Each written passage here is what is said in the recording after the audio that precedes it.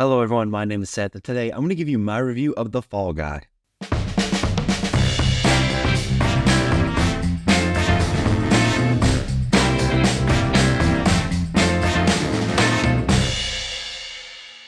I was so excited for this film. Everything I saw from it looked like it would be right up my alley. Unfortunately, it didn't do that great at the box office. It made about $180 million, which isn't that bad. That's still a lot of money, but on about a $125 million budget. And honestly, I think this film deserves a much higher box office. The Fall Guy is on streaming now, and so I really hope it does well on streaming because it absolutely deserves it. This is a good movie. But before we go any farther, go ahead and like this video, hit subscribe, edit the bell icon so you never miss a video. We are on the road to 300 subscribers. We're getting there slowly but surely. So go ahead and share this video around to anybody you think would like it. And if you're new here, go ahead and subscribe. It's completely free and it will absolutely make my day. This movie follows stuntman Cole Seavers, where after an injury, he jumps back into action when the star of a big studio movie suddenly just disappears. And Cole finds himself trying to solve a conspiracy while also trying to win back the love of his life. First and foremost, this film is absolutely a love letter to filmmaking and to action movies and to stunts and stunt performers. And you absolutely can tell that just by watching this film.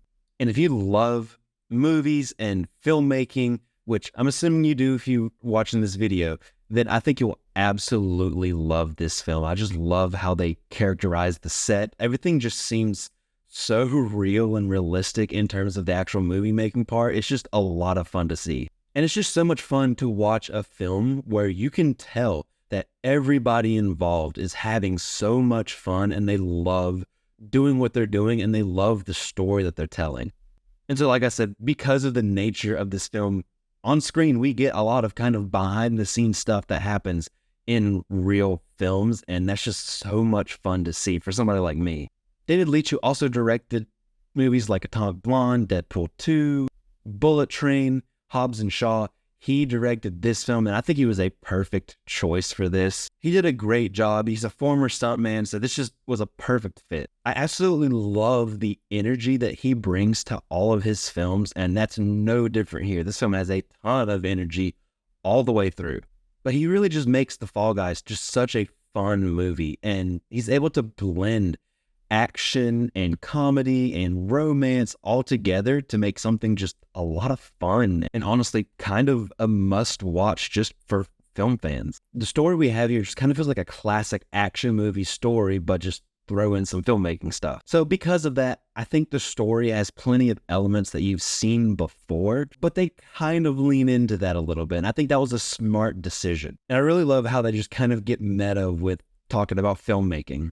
I think really my biggest negative with the whole film is more so in the first half, but the film starts out so realistically, and then you kind of throw in some more eccentric and wacky things.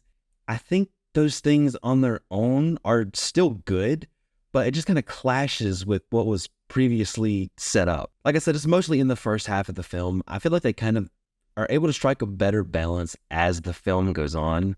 Like I said, I still liked a lot of the wacky stuff. I think that David Leitch, throughout his career as a director, does really well with some of the wacky things like that. But there were just sometimes where it just didn't feel like it fit. It just kind of clashed with what came directly before it. And there's a few times here and there where I feel like the storytelling gets a little bit chaotic. You know, we're going through the story and it takes some leaps when maybe those leaps should be more small hops, if that makes sense. But one of the things that really does work for me in this is the characters. All of the characters were just a lot of fun. Some are really over the top, but it's fun and it works. The love story here is surprisingly effective. I really enjoyed the romance between Colt and Jodie. It's honestly fantastic. It could have just kind of been like whatever, just kind of a throw in to have a romance, just to have it because it's that kind of movie. But they overall did a great job with that. I buy their relationship, I buy their struggles, and you want them to end up together. The characters just match each other so well, and I loved getting to see these two characters interact. The whole romance part of this film just added another great layer to this film.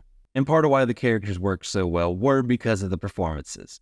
Ryan Gosling was great as Colt. He brings this kind of Kinergy, like from the Barbie movie a little bit, but he gives Colt just so much likability. He's just so likable and charming. He connects with the audience through his performance, and we get behind him. He has this just kind of go with the flow, roll with the punches kind of attitude, and it leads to just a really fun and entertaining performance. Emily Blunt is also great as Jodie. She plays the director of the movie inside the movie, but she's incredibly charming in this, and you absolutely understand why Colt would fall in love with her. She has some great emotional moments in this, but one of the things that really stood out to me was how well Emily Blunt did with the comedy. Ryan Gosling and Emily Blunt together have incredible chemistry, and that's a big part as to why that relationship between those two characters worked as well as it did. Aaron Taylor Johnson is so fun in this. He plays just this over-the-top, like, jerk of an actor. He just seemed like he was having so much fun with this role. I love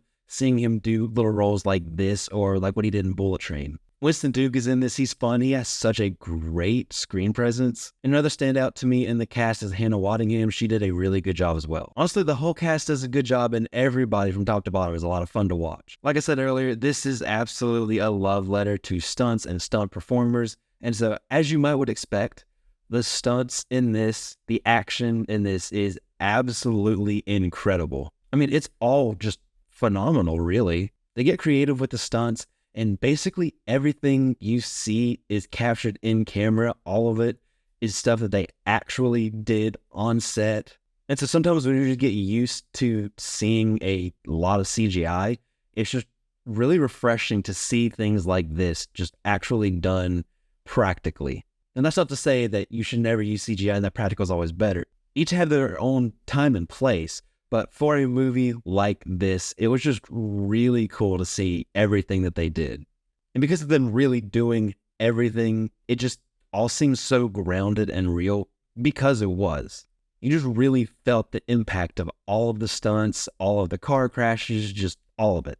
And David Leitch does a great job with the cinematography as well. You never get lost in the action, but he's also not afraid to move that camera around a lot. He really gets creative with some of these shots and some of these action sequences.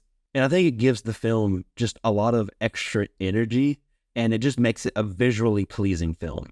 Overall, I think this movie was just so much fun. Like, I couldn't stop smiling throughout basically the whole thing. And if you're a film fan, you love filmmaking, I think this is kind of a must-watch. I think you will absolutely love this movie. It kind of has this old school vibe to it, and I love it. The action and stunts and cinematography are fantastic, as you would expect. The performances all around are a lot of fun, but Ryan Gosling and Emily Blunt really shine in this. I loved their performances, and I loved their characters. The story is a fun idea, but sometimes the tone kind of clashes, and the storytelling can be a bit chaotic, but everything else in the film just kind of picks it right back up. I really enjoyed this film. It was a lot of fun, and like I said earlier, I just couldn't stop smiling the whole way through. I'm going to give this a 4 out of 5. But that's it. That's my review of The Fall Guy. Have you seen this film? Let me know what you thought in the comment section down below. I would absolutely love to have a conversation with you about it.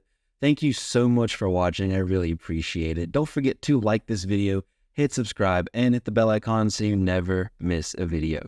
You can follow me on social media pretty much anywhere @CinemaSeth, and I'll see you next time.